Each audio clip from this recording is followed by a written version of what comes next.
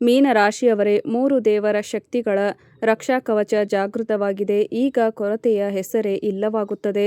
ಶತ್ರುಗಳ ಅಹಂಕಾರ ಛಿದ್ರವಾಗುತ್ತದೆ. ಜೇಬಿನ ಒಂದು ವಸ್ತು ಮತ್ತು ಸಂಪೂರ್ಣವಾಗಿ ತಿರುಗುತ್ತದೆ. ಸಂಪೂರ್ಣ ಅದೃಷ್ಟ. ಮೀನ ರಾಶಿಯವರೇ, ಗ್ಯಾರಂಟಿಯೊಂದಿಗೆ ಒಂದು ಮಾತನ್ನು ನಿಮ್ಮ ಮನಸ್ಸಿನಲ್ಲಿ ದೃಢವಾಗಿ ನಂಬಿಬಿಡಿ. ಈಗ ನಿಮ್ಮ ಜೀವನದಲ್ಲಿ ಆ ಸಮಯ ಮುಗಿಯುವ ಹಂತದಲ್ಲಿದೆ. ಯಾವಾಗ ಅಗತ್ಯಗಳು ನಿಮ್ಮ ಆದಾಯಕ್ಕಿಂತ ದೊಡ್ಡದಾಗಿ ಕಾಣುತ್ತಿದ್ದವೋ, ಯಾವಾಗ ಯಾವುದೇ ವಸ್ತುವನ್ನು ಖರೀದಿಸುವ ಮೊದಲು 10 ಬಾರಿ ಜೇಬನ್ನು ನೋಡಬೇಕಾಗಿತ್ತೋ ಮತ್ತು ಇತರರ ಸೌಕರ್ಯಗಳನ್ನು ನೋಡಿ ಮನಸ್ಸಿನಲ್ಲಿ ನಮ್ಮ ದಿನಗಳು ಯಾವಾಗ ಬದಲಾಗುತ್ತವೆ ಎಂಬ ಪ್ರಶ್ನೆ ಏಳುತ್ತಿತ್ತೋ, ಆ ಸಮಯ ಈಗ ಮುಗಿಯುತ್ತಿದೆ. ಈಗ ಆಟ ಕೇವಲ ಹಣ ಬರುವುದಲ್ಲ, ಈಗ ಆಟ ನಿಮ್ಮ ಬೆಲೆ ಹೆಚ್ಚುವುದರದ್ದು, ನಿಮ್ಮ ಸ್ಥಾನಮಾನ ಹೆಚ್ಚುವುದರದ್ದು ಮತ್ತು ನಿಮ್ಮ ಸುತ್ತಲೂ ಅಂತಹ ಪ್ರಚಂಡ ರಕ್ಷಾ ಕವಚ ನಿಲ್ಲುವುದರದ್ದು.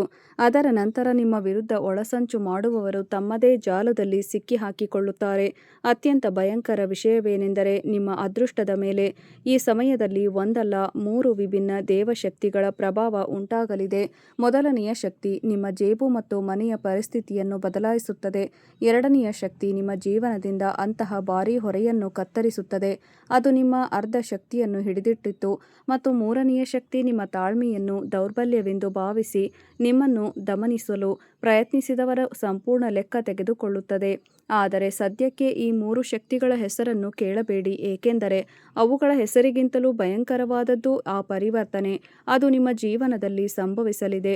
ಒಂದು ಕಡೆ ನಿಮ್ಮ ಕೈಯಲ್ಲಿ ಹಣ ನಿಲ್ಲುತ್ತದೆ, ಇನ್ನೊಂದು ಕಡೆ ನಿಮ್ಮ ಪ್ರತಿಭೆ ಇದ್ದಕ್ಕಿದ್ದಂತೆ ದುಬಾರಿಯಾಗುತ್ತದೆ. ಅದನ್ನು ನೀವು ಇಲ್ಲಿಯವರೆಗೆ ಸಾಮಾನ್ಯವೆಂದು ಭಾವಿಸಿದ್ದೀರಿ. ಮತ್ತು ಮೂರನೆಯ ಕಡೆ ನಿಮ್ಮ ಶತ್ರುಗಳ ನಡುವೆ ಅಂತಹ ಭಿನ್ನಾಭಿಪ್ರಾಯ ಉಂಟಾಗುತ್ತದೆ. ಒಟ್ಟಾಗಿ ನಿಮ್ಮನ್ನು ಕೆಡವಲು ಹೊರಟವರು ಒಬ್ಬರ ರಹಸ್ಯವನ್ನು ಇನ್ನೊಬ್ಬರು ಬಹಿರಂಗಪಡಿಸಲು ಪ್ರಾರಂಭಿಸುತ್ತಾರೆ. ಮತ್ತು ನೆನಪಿಡಿ, ವಿಡಿಯೋದ ಕೊನೆಯಲ್ಲಿ ನಾನು ನಿಮಗೆ ಜೇಬಿನಲ್ಲಿ ಇಡಬೇಕಾದ ಆ ಒಂದು ಸಣ್ಣ ವಸ್ತುವಿನ ಹೆಸರನ್ನು ಹೇಳುತ್ತೇನೆ. ಅದರ ಸಂಬಂಧ ಧನ, ಸ್ಥಿರತೆ, ಶುಕ್ರನ ಕಾಂತಿ ಮತ್ತು ನಿಮ್ಮ ಸ್ವಂತ ಆರ್ಥಿಕ ಸಂಕಲ್ಪದೊಂದಿಗೆ ಇರುತ್ತದೆ. ಆ ವಸ್ತು ಯಾವುದೇ ಭಾರೀ ಉಪಾಯವಲ್ಲ, ಆದರೆ ಮೀನ ರಾಶಿಯವರು ಅದನ್ನು ತಮ್ಮ ಬೆಲೆಯ ನೆನಪಿನೊಂದಿಗೆ ಜೋಡಿಸಿದಾಗ ಅವರ ನಿರ್ಧಾರಗಳು ಬದಲಾಗಲು ಪ್ರಾರಂಭಿಸುತ್ತವೆ. ಮತ್ತು ನಿರ್ಧಾರ ಬದಲಾದ ಕೂಡಲೇ ಅದೃಷ್ಟದ ಸಂಪೂರ್ಣ ದಿಕ್ಕು ಬದಲಾಗುತ್ತದೆ. ವಿಡಿಯೋದಲ್ಲಿ ಮುಂದುವರಿಯುವ ಮೊದಲು ನಿಮ್ಮ ಹೃದಯದಲ್ಲಿ ಲಕ್ಷ್ಮೀ ಮಾತೆ ಮತ್ತು ಮಹಾದೇವನ ಮೇಲೆ ನಿಜವಾದ ಶ್ರದ್ಧೆ ಇದ್ದರೆ ವಿಡಿಯೋಗೆ ಒಂದು ಲೈಕ್ ಮಾಡಿ ಮತ್ತು ಚಾನಲ್ ಅನ್ನು ಸಬ್ಸ್ಕ್ರೈಬ್ ಮಾಡಿಕೊಳ್ಳಿ.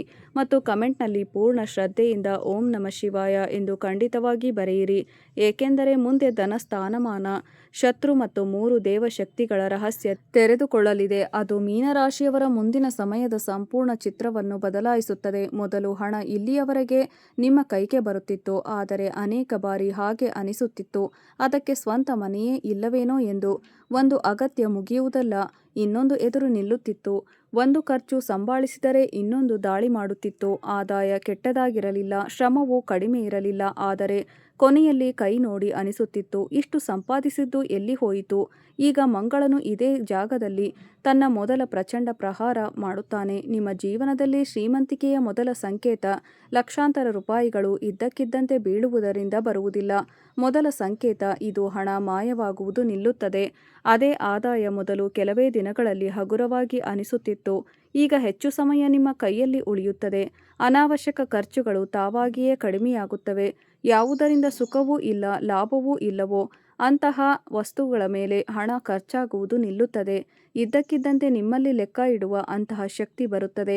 ತಿಂಗಳ ಕೊನೆಯಲ್ಲಿ ನಿಮಗೆ ಆಶ್ಚರ್ಯವಾಗುತ್ತದೆ, ಈ ಬಾರಿ ಹೇಗೆ ಹಣ ಉಳಿಯಿತು ಮತ್ತು ಇದೇ ಆ ಬಿಂದು.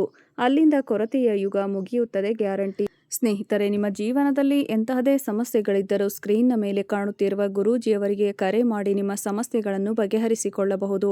ಗುರೂಜಿಯವರು ವಿದ್ಯೆ, ಉದ್ಯೋಗ, ವ್ಯಾಪಾರ, ಗಂಡ ಹೆಂಡತಿ ಕಲಹ, ಮದುವೆ ವಿಳಂಬ, ಸಂತಾನ ಸಮಸ್ಯೆ, ಕೋರ್ಟ್ ಕಚೇರಿ, ಇನ್ನು ನಿಮ್ಮ ಸಮಸ್ಯೆ ಏನೇ ಇರಲಿ 3 ದಿನದಲ್ಲಿ ಪರಿಹಾರ ಮಾಡಿಕೊಡುತ್ತಾರೆ. ನೆನಪಿಡಿ, ಯಾವ ದಿನ ಹಣ ನಿಲ್ಲಲು ಪ್ರಾರಂಭವಾಗುತ್ತದೆಯೋ ಅದೇ ದಿನ ಧನದ ಶಕ್ತಿ ಕಾಣಲು ಪ್ರಾರಂಭವಾಗುತ್ತದೆ.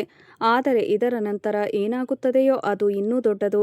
ನಿಮ್ಮೊಳಗೆ ಏನೋ ಒಂದು ಸಾಮರ್ಥ್ಯವಿದೆ, ಅದನ್ನು ನೀವು ಇಲ್ಲಿಯವರೆಗೆ ಗಂಭೀರವಾಗಿ ನೋಡಿಯೇ ಇಲ್ಲ. ಯಾರಿಗೋ ಒಳ್ಳೆಯ ಧ್ವನಿ ಇದೆ, ಯಾರಿಗೋ ರುಚಿ ಮತ್ತು ಯಾರಿಗೋ ಜನರನ್ನು ನಿಭಾಯಿಸುವುದು ಗೊತ್ತು, ಯಾರಿಗೋ ವ್ಯಾಪಾರದ ಸೂತ್ರ ಗೊತ್ತು, ಯಾರೋ ವ್ಯವಸ್ಥೆ, ಮಾತು, ಮಾರಾಟ, ವಿನ್ಯಾಸ, ನಾಯಕತ್ವದಲ್ಲಿ ಇತರರಿಗಿಂತ ಉತ್ತಮ. ಇಲ್ಲಿಯವರೆಗೆ ನೀವು ಇದನ್ನು ಸಾಮಾನ್ಯವೆಂದು ಭಾವಿಸಿದ್ದೀರಿ, ಆದರೆ ಈಗ ಇದೇ ಸಾಮಾನ್ಯ ವಿಷಯ ನಿಮ್ಮ ಆದಾಯದ ನಿಜವಾದ ಆಯುಧವಾಗುತ್ತದೆ.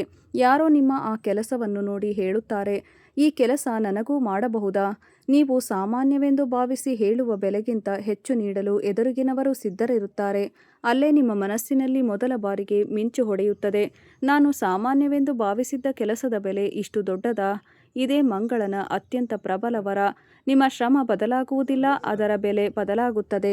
ನಿಮ್ಮ ಪ್ರತಿಭೆ ಬದಲಾಗುವುದಿಲ್ಲ, ಅದನ್ನು ನೋಡುವವರ ಮಟ್ಟ ಬದಲಾಗುತ್ತದೆ. ಮತ್ತು ಯಾವ ದಿನ ಸರಿಯಾದ ಗ್ರಾಹಕ, ಸರಿಯಾದ ವ್ಯಕ್ತಿ ಮತ್ತು ಸರಿಯಾದ ಸ್ಥಳ ನಿಮ್ಮ ಕೆಲಸದೊಂದಿಗೆ ಜೋಡಣೆಯಾಗುತ್ತದೆಯೋ ಅದೇ ದಿನ ನಿಮ್ಮ ಆದಾಯದ ಹಳೆಯ ಲೆಕ್ಕ ಛಿದ್ರವಾಗುತ್ತದೆ. ಮತ್ತು ಇದರೊಂದಿಗೆ ಬುಧನು ಭಯಂಕರ ಆಟವಾಡುತ್ತಾನೆ. ಈಗ ಹಣ ಕೇವಲ ಕೈಗಳ ಶ್ರಮದಿಂದ ಬರುವುದಿಲ್ಲ, ನಿಮ್ಮ ಮಾತು ಹಣ ಹುಟ್ಟಿಸುತ್ತದೆ.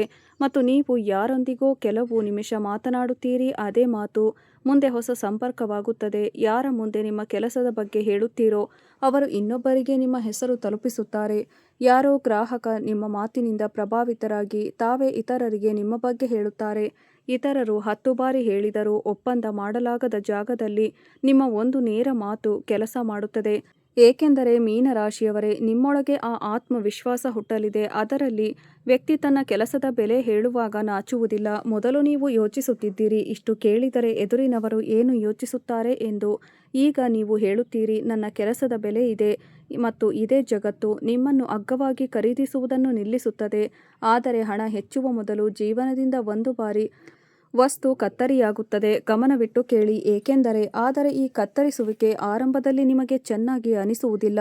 ಯಾವುದೋ ಜವಾಬ್ದಾರಿ, ಯಾವುದೋ ಅಭ್ಯಾಸ, ಯಾವುದೋ ವ್ಯವಸ್ಥೆ, ಯಾವುದೋ ಸಹವಾಸ ಅಥವಾ ಯಾವುದೋ ಪರಿಸ್ಥಿತಿ, ಅದರ ಭಾರವನ್ನು ನೀವು ದೀರ್ಘಕಾಲ ಹೊತ್ತುಕೊಂಡಿದ್ದೀರಿ. ಇದ್ದಕ್ಕಿದ್ದಂತೆ ನಿಮ್ಮ ಜೀವನದಿಂದ ದೂರವಾಗಲು ಪ್ರಾರಂಭವಾಗುತ್ತದೆ. ಕೆಲವು ದಿನಗಳು ಖಾಲಿತನ ಅನಿಸುತ್ತದೆ. ನೀವು ಯೋಚಿಸುತ್ತೀರಿ, ನಾನು ಏನನ್ನು ಕಳೆದುಕೊಂಡೆನಾ? ಆದರೆ ಸ್ವಲ್ಪ ಸಮಯದ ನಂತರ ಅರ್ಥವಾಗುತ್ತದೆ, ಆ ವಸ್ತು ನಿಮ್ಮ ಶಕ್ತಿಯಾಗಿರಲಿಲ್ಲ, ಅದು ನಿಮ್ಮ ಕುತ್ತಿಗೆಗೆ ಕಟ್ಟಿದ್ದ ಕಲ್ಲಾಗಿತ್ತು. ಮತ್ತು ಇದೇ ಆ ಬಿಂದು. ಅಲ್ಲಿ ಮೊದಲ ದೈವಶಕ್ತಿ ರಹಸ್ಯ ನಿಮ್ಮ ಮುಂದೆ ಬರುತ್ತದೆ. ಮತ್ತು ಇದು ವಿನಾಶದ ಶಕ್ತಿಯಲ್ಲ, ಮುಕ್ತಿಯ ಶಕ್ತಿ. ಇದು ಮಹಾದೇವನ ಶಕ್ತಿ. ಮಹಾದೇವ ನಿಮ್ಮ ಜೀವನದಲ್ಲಿ ಎಲ್ಲವನ್ನೂ ಜೋಡಿಸಲು ಬರುತ್ತಿಲ್ಲ. ಕೆಲವು ವಸ್ತುಗಳನ್ನು ಅಷ್ಟು ನಿರ್ದಯವಾಗಿ ಕತ್ತರಿಸುತ್ತಾರೆ, ಹಿಂದೆ ತಿರುಗಿ ನೋಡುವ ಆಸೆಯೂ ಉಳಿಯುವುದಿಲ್ಲ. ಯಾರ ಸಹವಾಸ ನಿಮ್ಮ ಶಕ್ತಿಯನ್ನು ಹೀರುತ್ತಿತ್ತೋ ಅವರ ಪ್ರಭಾವ ಕಡಿಮೆಯಾಗುತ್ತದೆ. ಯಾವ ಅಭ್ಯಾಸದಿಂದ ಸಮಯ ವ್ಯರ್ಥವಾಗುತ್ತಿತ್ತೋ ಅದರಿಂದ ದೂರವಾಗುತ್ತದೆ. ಯಾವ ಚಿಂತೆ ಮನಸ್ಸನ್ನು ಆಕ್ರಮಿಸಿತ್ತೋ ಅದರ ಹಿಡಿತ ಸಡಿಲವಾಗುತ್ತದೆ. ಮತ್ತು ಗ್ಯಾರಂಟಿಯಿಂದ ಹೇಳುತ್ತಿದ್ದೇನೆ, ಯಾವ ದಿನ ನಿಮ್ಮ ಜೀವನದಿಂದ ತಪ್ಪು ಹೊರೆ ಕತ್ತರಿಯಾಗುತ್ತದೆಯೋ ಅದೇ ದಿನ ನಿಮ್ಮ ವೇಗ ದುಪ್ಪಟ್ಟು ಕಾಣುತ್ತದೆ. ಇದೇ ಚಂದ್ರನು ನಿಮ್ಮೊಳಗೆ ಅತ್ಯಂತ ಅಪಾಯಕಾರಿ ಬದಲಾವಣೆ ಮಾಡುತ್ತಾನೆ. ಮೊದಲು ಶತ್ರುಗಳು ನಿಮ್ಮನ್ನು ಕೆಣಕಿ ನಿಮ್ಮ ಮುಂದಿನ ಹೆಜ್ಜೆ ತಿಳಿದುಕೊಳ್ಳುತ್ತಿದ್ದರು. ಯಾರಿಗೋ ಗೊತ್ತಿತ್ತು, ಈ ಮಾತು ಹೇಳಿದರೆ ನೀವು ಕೋಪಗೊಳ್ಳುತ್ತೀರಿ. ಯಾರಿಗೋ ಗೊತ್ತಿತ್ತು, ಈ ವಿಷಯದ ಮೇಲೆ ಒತ್ತಡ ಹಾಕಿದರೆ ನೀವು ಬೇಗ ನಿರ್ಧಾರ ತೆಗೆದುಕೊಳ್ಳುತ್ತೀರಿ. ಯಾರೋ ನಿಮ್ಮ ಭಾವನೆಗಳನ್ನು ಹಿಡಿದು ನಿಮ್ಮನ್ನು ತನ್ನ ಕಡೆಗೆ ತಿರುಗಿಸುತ್ತಿದ್ದರು. ಆದರೆ ಈಗ ಅದೇ ಆಯುಧ ನಿಷ್ಪ್ರಯೋಜಕವಾಗುತ್ತದೆ. ಈಗ ನಿಮ್ಮ ಮೌನ ಎದುರಿನವರಿಗೆ ಆತಂಕವಾಗುತ್ತದೆ. ಯಾರೋ ನಿಮ್ಮನ್ನು ಕೆಣಕುತ್ತಾರೆ, ನೀವು ಕೇವಲ ಅವರನ್ನು ನೋಡುತ್ತೀರಿ. ಯಾರೋ ಮತ್ತೆ ಮತ್ತೆ ಉತ್ತರ ಕೇಳುತ್ತಾರೆ, ನೀವು ಹೇಳುತ್ತೀರಿ, ಯೋಚಿಸಿ ಹೇಳುತ್ತೇನೆ. ಯಾರೋ ನಿಮ್ಮ ನಿರ್ಧಾರ ತಿಳಿಯಲು ಬಯಸುತ್ತಾರೆ, ಆದರೆ ನಿಮ್ಮ ಮುಖದಿಂದ ಏನನ್ನು ಓದಲು ಸಾಧ್ಯವಾಗುವುದಿಲ್ಲ. ಎದುರಿನವರು ರಾತ್ರಿ ಇಡೀ ಯೋಚಿಸುತ್ತಾರೆ, ಇದಕ್ಕೆ ಎಷ್ಟು ಗೊತ್ತು ಮತ್ತು ಇದು ಯಾಕೆ ಮಾತನಾಡುತ್ತಿಲ್ಲ, ಇದು ಉತ್ತರ ಯಾಕೆ ತಡೆಹಿಡಿಯಿತು. ಮತ್ತು ಇದೇ ಮೌನ ಅವರ ಅರ್ಧ ಶಕ್ತಿಯನ್ನು ತಿನ್ನುತ್ತದೆ. ಇದರ ನಂತರ ಶತ್ರುಗಳ ನಡುವೆ ಏನಾಗುತ್ತದೆಯೋ ಅದು ಇನ್ನೂ ಭಯಂಕರ. ಈ ಬಾರಿ ನಿಮಗೆ ನಿಮ್ಮ ವಿರೋಧಿಗಳೊಂದಿಗೆ ಹೋರಾಡುವ ಅಗತ್ಯವೇ ಇರುವುದಿಲ್ಲ. ಅವರೇ ಒಬ್ಬರಿಗೊಬ್ಬರು ಜಗಳವಾಡುತ್ತಾರೆ. ಒಬ್ಬ ಇನ್ನೊಬ್ಬನಿಗೆ ಹೇಳುತ್ತಾನೆ, ನೀನು ಮಾತು ಯಾಕೆ ಹೇಳಿದೆ. ಒಬ್ಬ ಮೂರನೆಯವನ ಮೇಲೆ ಆರೋಪ ಹೊರಿಸುತ್ತಾನೆ. ಮೂರನೆಯವನು ತನ್ನ ರಕ್ಷಣೆಗಾಗಿ ಅಂತಹ ಹೆಸರನ್ನು ತೆಗೆದುಕೊಳ್ಳುತ್ತಾನೆ. ಅದು ಹೊರಗೆ ಬರಬಾರದಿತ್ತು. ಒಬ್ಬರ ಮೇಲೊಬ್ಬರಿಗೆ ವಿಶ್ವಾಸ ಮುರಿಯುತ್ತದೆ. ಯಾವ ಯೋಜನೆಯಲ್ಲಿ ಎಲ್ಲರೂ ಒಟ್ಟಿಗೆ ಇದ್ದರೋ ಅದೇ ಯೋಜನೆಯ ಮೇಲೆ ಪ್ರಶ್ನೆಗಳು ಏಳುತ್ತವೆ. ಮತ್ತು ನೋಡುತ್ತಿದ್ದಂತೆ ಆ ಇಡೀ ಗುಂಪು ಒಳಗಿನಿಂದ ಕೊಳೆಯಲು ಪ್ರಾರಂಭವಾಗುತ್ತದೆ. ಇದು ಗ್ಯಾರಂಟಿ. ನೆನಪಿಡಿ, ನಿಮ್ಮನ್ನು ಕೆಡವುವ ಯೋಜನೆಯ ಅತ್ಯಂತ ದೊಡ್ಡ ರಹಸ್ಯ ನಿಮ್ಮ ಬಾಯಿಂದ ಅಲ್ಲ, ಅವರ ಸ್ವಂತ ಜನರ ಬಾಯಿಂದ ಹೊರಗೆ ಬರುತ್ತದೆ. ರಾಹು ಇಲ್ಲಿ ಇನ್ನೊಂದು ಆತಂಕವನ್ನು ಮುರಿಯುತ್ತಾನೆ. ನಿಮ್ಮ ಮುಂದೆ ಯಾರೋ ವ್ಯಕ್ತಿ ದೀರ್ಘಕಾಲದಿಂದ ತನ್ನನ್ನು ತುಂಬ ದೊಡ್ಡವನೆಂದು ತೋರಿಸಿಕೊಳ್ಳುತ್ತಿದ್ದಾನೆ. ಅವನು ತನ್ನ ಸಂಬಂಧಗಳ ಬಗ್ಗೆ ಮಾತನಾಡುತ್ತಾನೆ, ತನ್ನ ಹಣದ ಶಕ್ತಿ ತೋರಿಸುತ್ತಾನೆ, ತನ್ನ ಪದ, ಗುರುತು ಅಥವಾ ಪ್ರಭಾವದ ಹೆಸರಲ್ಲಿ ಜನರನ್ನು ಹೆದರಿಸುತ್ತಾನೆ. ನಿಮ್ಮ ಮನಸ್ಸಿನಲ್ಲಿಯೂ ಅವನ ಬಗ್ಗೆ ಅಂತಹ ಚಿತ್ರಣ ಮೂಡಿತ್ತು. ಅವನೊಂದಿಗೆ ಘರ್ಷಣೆ ಮಾಡುವ ಮೊದಲು 10 ಬಾರಿ ಯೋಚಿಸುತ್ತಿದ್ದಿರಿ. ಆದರೆ ಈಗ ಇದ್ದಕ್ಕಿದ್ದಂತೆ ಪರದೆ ಸರಿಯುತ್ತದೆ. ನಿಮಗೆ ಗೊತ್ತಾಗುತ್ತದೆ, ಅವನ ಅರ್ಧ ಶಕ್ತಿ ಕೇವಲ ತೋರಿಕೆಯಾಗಿತ್ತು. ಅವನು ತನ್ನವರೆಂದು ಹೇಳುವಷ್ಟು ಜನ ಅವನವರಲ್ಲ. ಅವನು ತೋರಿಸುವಷ್ಟು ಅಧಿಕಾರ ಅವನ ಕೈಯಲ್ಲಿ ಇಲ್ಲ ಮತ್ತು ಅವನು ಜನರನ್ನು ದಮನಿಸುವ ಆ ಭಯ ಕೇವಲ ಜನರ ಹೆದರಿಕೆಯಿಂದ ನಡೆಯುತ್ತಿತ್ತು. ಯಾವ ದಿನ ನಿಮ್ಮ ಭಯ ಮುಗಿಯುತ್ತದೆಯೋ ಅದೇ ದಿನ ಅವನ ಸಾಮ್ರಾಜ್ಯ ನಿಮ್ಮ ದೃಷ್ಟಿಯಲ್ಲಿ ಚಿಕ್ಕದಾಗುತ್ತದೆ. ಈಗ ಇಲ್ಲಿ ಎರಡನೆಯ ದೇವಶಕ್ತಿ ಸಕ್ರಿಯವಾಗುತ್ತದೆ. ಆರಂಭದಲ್ಲಿ ಇದರ ಕೆಲಸ ನಿಧಾನವೆಂದು ಅನಿಸುತ್ತದೆ, ಆದರೆ ಫಲಿತಾಂಶ ಅಷ್ಟು ಪ್ರಚಂಡವಾಗಿರುತ್ತದೆ. ನಿಮ್ಮ ವಿರೋಧಿಗಳ ಮುಖ ಬದಲಾಗುತ್ತದೆ. ಯಾವ ನಿಯಮದಿಂದ ನೀವು ತೊಂದರೆ ಅನುಭವಿಸುತ್ತಿದ್ದೀರೋ ಅದೇ ನಿಮ್ಮ ರಕ್ಷಣೆ ಆಗುತ್ತದೆ. ಯಾವ ಶಿಸ್ತನ್ನು ನೀವು ಹೊರೆಯೆಂದು ಭಾವಿಸುತ್ತಿದ್ದೀರೋ ಅದೇ ನಿಮ್ಮನ್ನು ಇತರರಿಗಿಂತ ಮುಂದೆ ಮಾಡುತ್ತದೆ. ಇತರರು ಆತುರಪಡುತ್ತಾರೆ, ಶಾರ್ಟ್ಕಟ್ ಹುಡುಕುತ್ತಾರೆ, ನಿಯಮ ಮುರಿಯುತ್ತಾರೆ ಮತ್ತು ಅದೇ ಸಿಕ್ಕಿಹಾಕಿಕೊಳ್ಳುತ್ತಾರೆ. ನೀವು ನಿಧಾನವಾಗಿ ನಡೆಯುತ್ತೀರಿ, ಆದರೆ ಸುರಕ್ಷಿತವಾಗಿ ನಡೆಯುತ್ತೀರಿ ಮತ್ತು ಕೊನೆಯಲ್ಲಿ ಆ ಜಾಗಕ್ಕೆ ತಲುಪುತ್ತೀರಿ ಅಲ್ಲಿ ಇತರರು ನಿಲ್ಲಲು ಸಾಧ್ಯವಾಗುವುದಿಲ್ಲ. ಇದು ಶನಿದೇವನ ಶಕ್ತಿ. ಶನಿದೇವ ಈ ಬಾರಿ ನಿಮ್ಮನ್ನು ನಿಧಾನಗೊಳಿಸಿ ಹಿಂದೆ ಇಡುವುದಿಲ್ಲ, ನಿಧಾನಗೊಳಿಸಿ ಬಲಶಾಲಿಯಾಗಿಸುತ್ತಾನೆ. ನಿಮ್ಮ ಅಡಿಪಾಯ ಅಷ್ಟು ಗಟ್ಟಿಯಾಗಿರುತ್ತದೆ. ಇದ್ದಕ್ಕಿದ್ದಂತೆ ಬರುವ ಯಶಸ್ಸು ನಿಮ್ಮನ್ನು ಅಲುಗಾಡಿಸಲಾರದು ಮತ್ತು ಶಕ್ತಿಯೊಂದಿಗೆ ಮಂಗಳನ ಪ್ರಭಾವ ಹೆಚ್ಚಾದ ಕೂಡಲೇ ನಿಮ್ಮ ಸ್ಥಾನದಲ್ಲಿ ಮತ್ತು ಅಂತಹ ಬದಲಾವಣೆ ಕಾಣುತ್ತದೆ. ಅದನ್ನು ಮುಚ್ಚಿಡಲು ಸಾಧ್ಯವಾಗುವುದಿಲ್ಲ.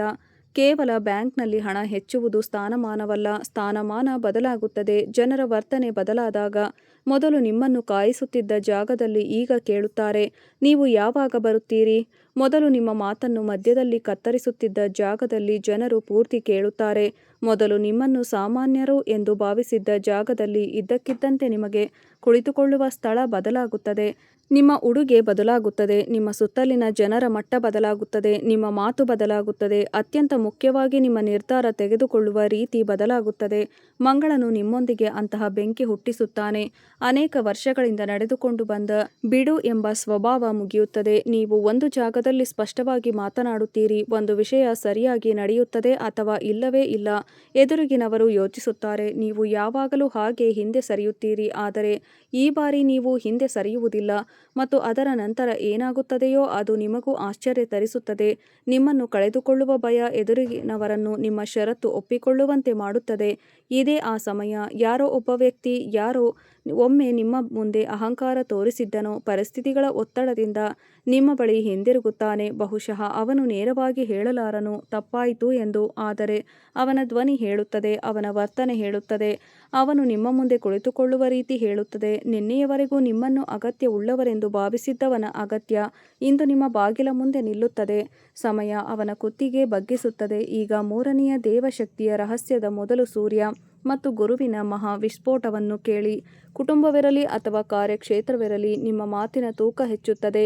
ಯಾವುದೇ ಮುಖ್ಯ ನಿರ್ಧಾರ ನಿಮ್ಮಿಲ್ಲದೆ ಪೂರ್ಣವಾಗುವುದಿಲ್ಲ ಮತ್ತು ಜನರು ನಿಮ್ಮನ್ನು ಕೇಳುತ್ತಾರೆ, ನೀವು ಏನು ಯೋಚಿಸುತ್ತೀರಿ, ನಿಮ್ಮ ಅಭಿಪ್ರಾಯವೇನು? ನೀವು ಹೌದು ಎಂದರೆ ಮುಂದೆ ಸಾಗುತ್ತದೆ ಎಂದು ಮತ್ತು ನಿಮಗೆ ಮೊದಲ ಬಾರಿಗೆ ಅನಿಸುತ್ತದೆ, ಈಗ ನೀವು ಕೇವಲ ವ್ಯವಸ್ಥೆಯ ಭಾಗವಾಗಿ ಉಳಿದಿಲ್ಲ, ನಿರ್ಧಾರ ತೆಗೆದುಕೊಳ್ಳುವ ಕುರ್ಚಿ ನಿಮ್ಮ ಕಡೆಗೆ ಸರಿಯುತ್ತಿದೆ. ಇದರೊಂದಿಗೆ ಗುರುವು ನಿಮ್ಮ ಜೀವನದಲ್ಲಿ ಅಂತಹ ಯಾರನ್ನು ಜೋಡಿಸುತ್ತಾರೆ. ಅವರ ಬಳಿ ಅನುಭವ, ಪ್ರತಿಷ್ಠೆ, ಸಾಧನೆ ಅಥವಾ ಪ್ರಭಾವ ಇರುತ್ತದೆ. ಈ ವ್ಯಕ್ತಿ ನಿಮ್ಮ ಹೊಗಳಿಕೆಯಿಂದ ಪ್ರಭಾವಿತರಾಗುವುದಿಲ್ಲ. ಅವರು ನಿಮ್ಮ ಸಾಮರ್ಥ್ಯವನ್ನು ನೋಡುತ್ತಾರೆ, ನಿಮ್ಮ ಕೆಲಸವನ್ನು ಅರ್ಥ ಮಾಡಿಕೊಳ್ಳುತ್ತಾರೆ ಮತ್ತು ಒಂದು ಸಮಯ ಅವರ ಒಂದು ಹೌದು ನಿಮಗೆ ಅಂತಹ ಬಾಗಿಲುಗಳನ್ನು ತೆರೆಯುತ್ತದೆ. ಅದರ ಮುಂದೆ ನೀವು ಒಬ್ಬರೇ ನಿಂತು ಬಹಳ ಸಮಯ ತೆಗೆದುಕೊಳ್ಳುತ್ತಿದ್ದೀರಿ. 10 ಜನರಿಗೆ ನಿಮ್ಮ ಪರಿಚಯ ಮಾಡಿಕೊಳ್ಳಬೇಕಾಗಿಲ್ಲ. ಯಾರೋ ಹೇಳುತ್ತಾರೆ, ನಾನು ಇವರನ್ನು ಬಲ್ಲೆ, ಇವರೊಂದಿಗೆ ಮಾತನಾಡಿ ಅಷ್ಟೇ. ಇದೇ ಒಂದು ವಾಕ್ಯ ನಿಮ್ಮ ಸಂಪೂರ್ಣ ಸ್ಥಿತಿ ಬದಲಾಯಿಸುತ್ತದೆ. ಸ್ನೇಹಿತರೆ, ವಿಡಿಯೋ ನೋಡಿದ್ದಕ್ಕಾಗಿ ಧನ್ಯವಾದಗಳು.